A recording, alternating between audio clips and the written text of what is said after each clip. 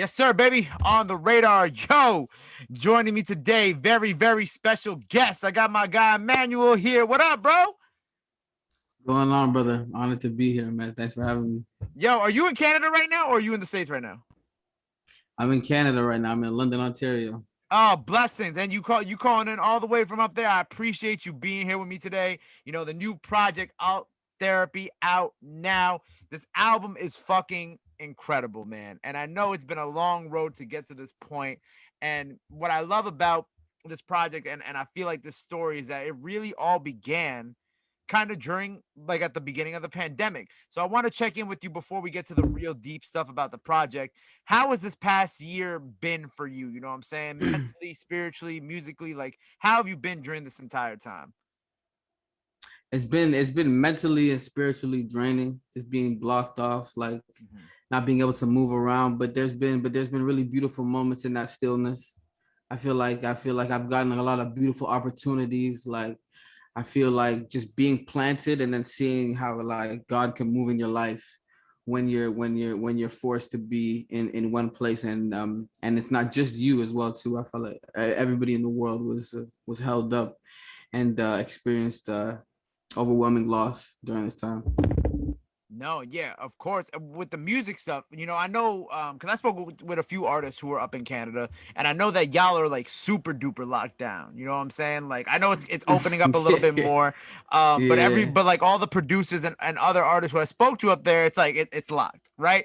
So yeah. musically making this project and and even the like the EPs, which are of course a part of it and we're leading up to it, what was that experience like for you? Were you recording out the crib? Were you allowed to go to the studio? Like what was kind of that situation or that setup like? It was kind of crazy, bro. Like I don't really record myself, so at the beginning of the pandemic, it was sort of a stalemate, and we did a couple remote sessions, but we really waited until we had the opportunity to link up in small groups to really get back at it. So Okay. yeah. So for you you had to do like remote stuff and then you were able to kind of like meet up with a few people here and there and get some stuff done. Yeah, we tried to pivot. I really found it difficult. I really find it difficult to catch the vibe in remote sessions. I find it to be a much richer experience when you're able to have people in a room and you guys are able to feed off each other's energy. I agree. Same thing with interviews. You know what I'm saying? I mean, to some extent, we're able to catch the energy on Zoom. You know what I'm saying? We have a little bit of a back and forth before the interview, but it's different because you know hmm when you in person, you got the walk into the interview, you got the sitting down, the making sure all the cameras and the audio is good, and then the goodbyes and hmm the can and the kicking it after. You know what I'm saying? It's that little those little pieces of human interaction and energy that become missed during this past year. Most definitely, yeah. It's a lot more raw. You get to really experience people's auras. Right. And you know, with leading up to this project, so obviously the project is also encompasses of the all therapy session 1 and 2 EPs, which were also very, very dope. Why did you kind of want to go this route where, you know, putting out the EPs first, you know what I'm saying, doing the different sessions, and I want to break down the different sessions, and then kind of leading those into the full body of work. So you mind repeating that for me one time, Now you brother? good. So why did you decide to break it up at first? You know what I'm saying? Because obviously we had session one, disillusion, and then transformation. Why did you want to break that up before we got to the full project? I think breaking it up and picking certain energies that tell certain stories and splitting it up was a way that people could really sort of marinate and get to know the music, and the music could find like if the music was strong enough, it could have legs and be able to start the journey before the full album comes out. And I want to break down like the different concepts that you were playing with here. So in disillusion, what did you really kind of want to convey to the listeners with that one? And then we'll get into session two.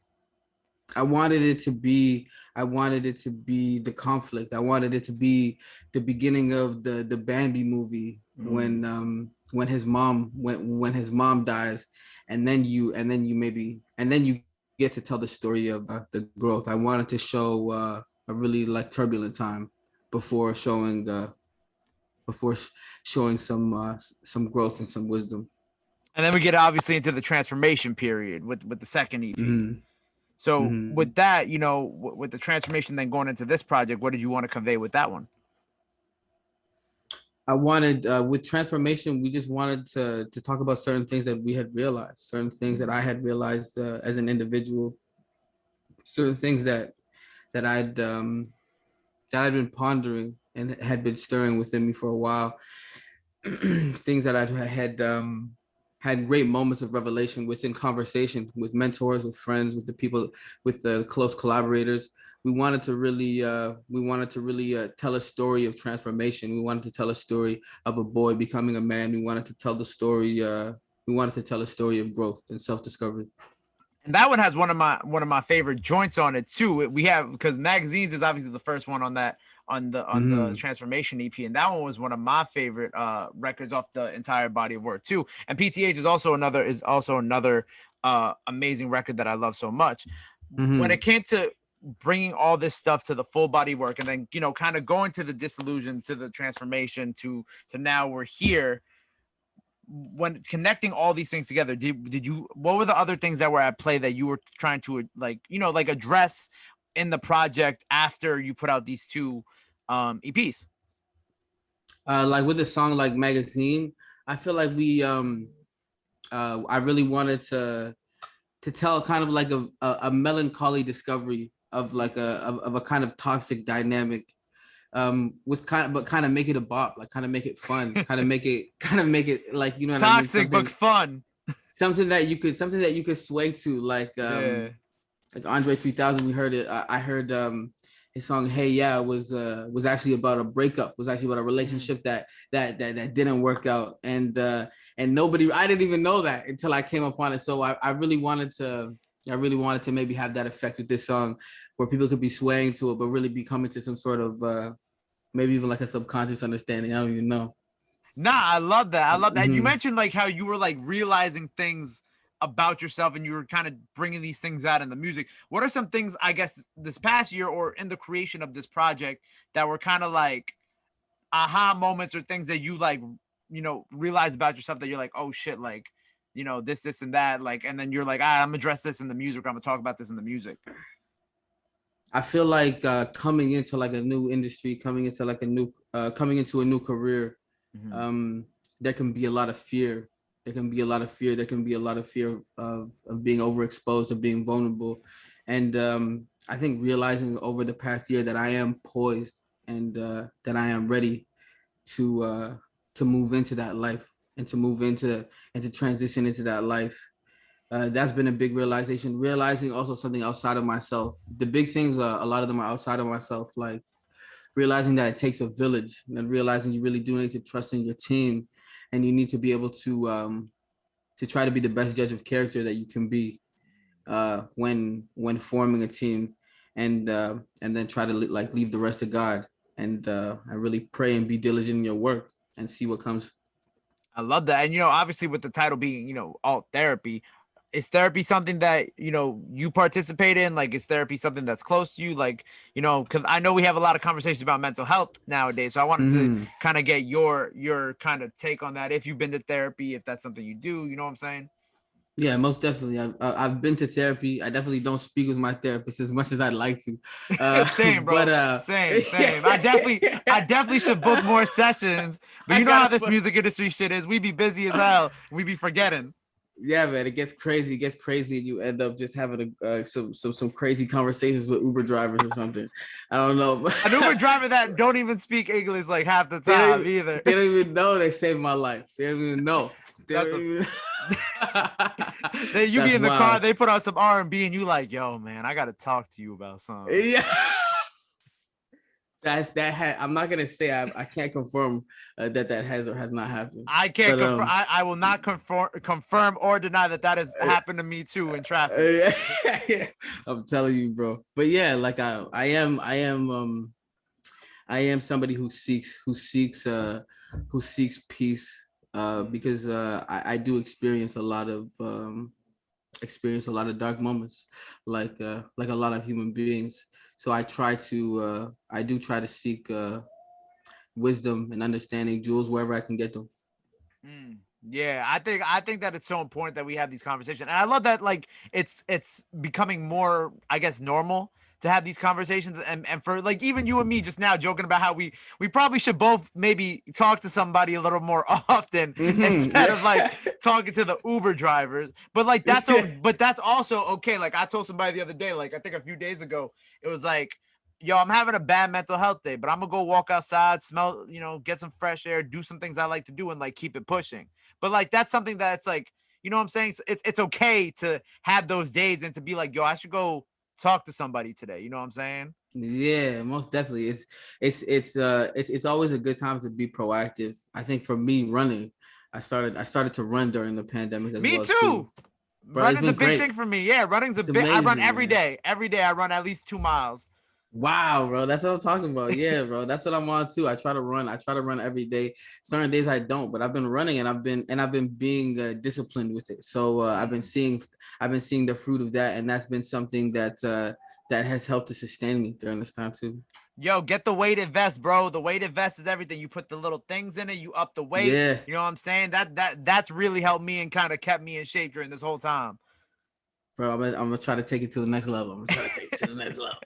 I will get back to the music. Something that's Yeah. really incredible about this project is that it's executive produced by Idris Elba. What? How? How did we get here? This is incredible. Yeah, man. It was a crazy link up.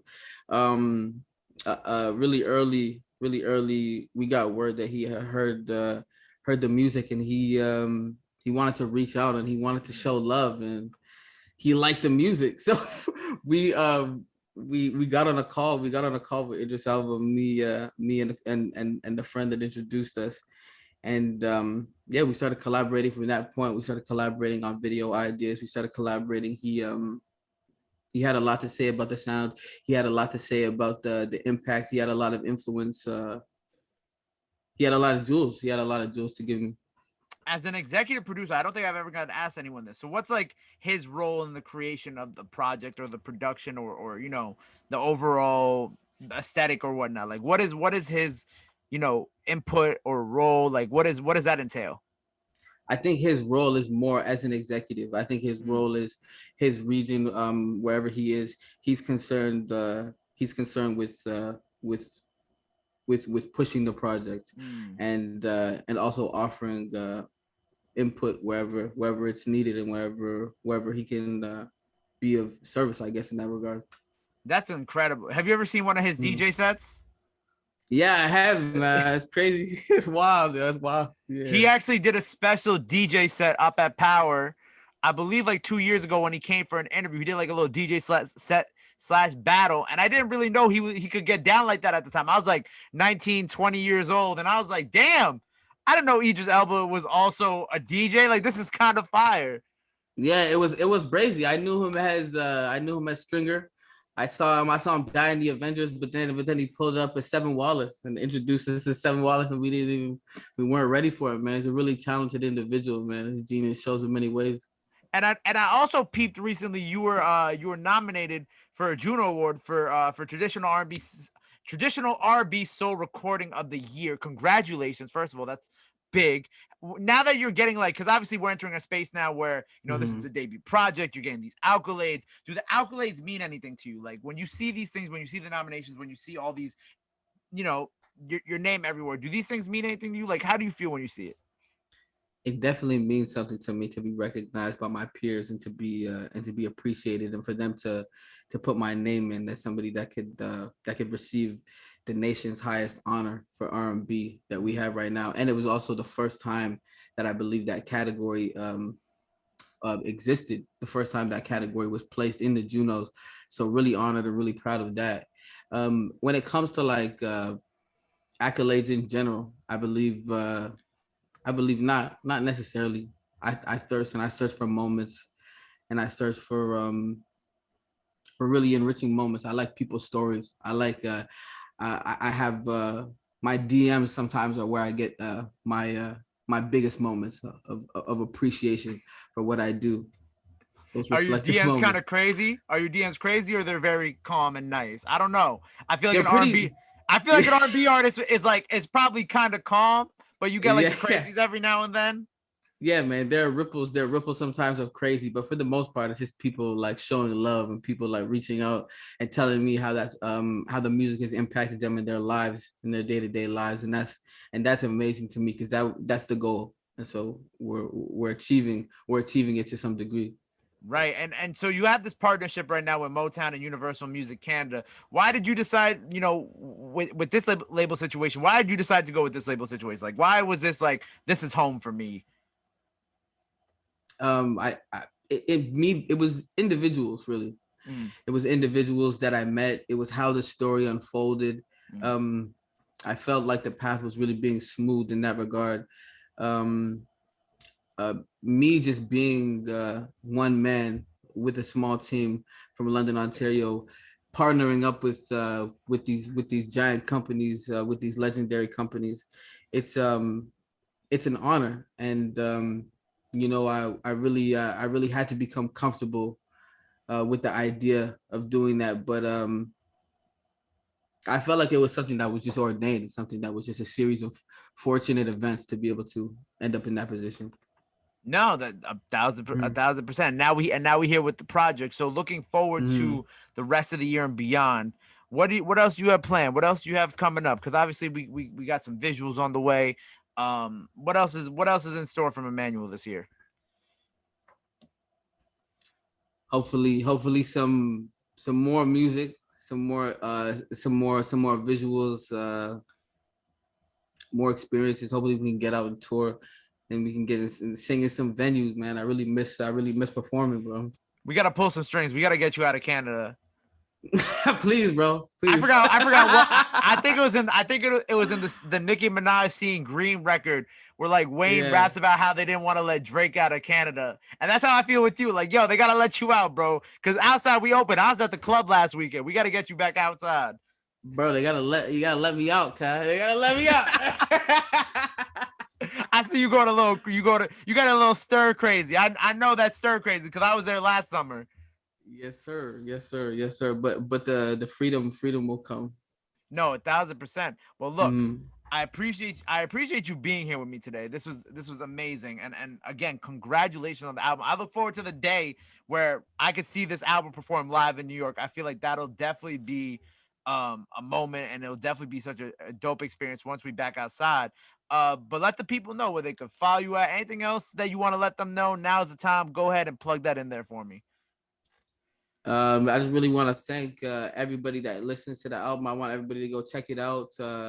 Out Therapy. It drops June 16th. Man, I'm really excited. I'm really excited for everybody to hear it. Much Yes, love. yes, yes, yes. Well, make sure y'all go. Please, everybody, if you're listening to this and you're a fan of R&B, well, I would just hope you're a fan of R&B if you're watching this.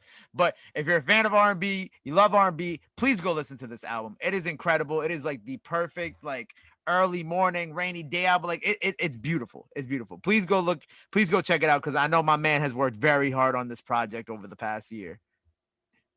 Man, thank you so much, bro. Thank you so much for having me, bro. It was a great conversation, bro. I'm honored, bro. No, it's a pleasure. Make sure you go follow him. Make sure you go run up Alt Therapy out now. And until next time, hopefully in person, it's Emmanuel on the radar, baby. Boom.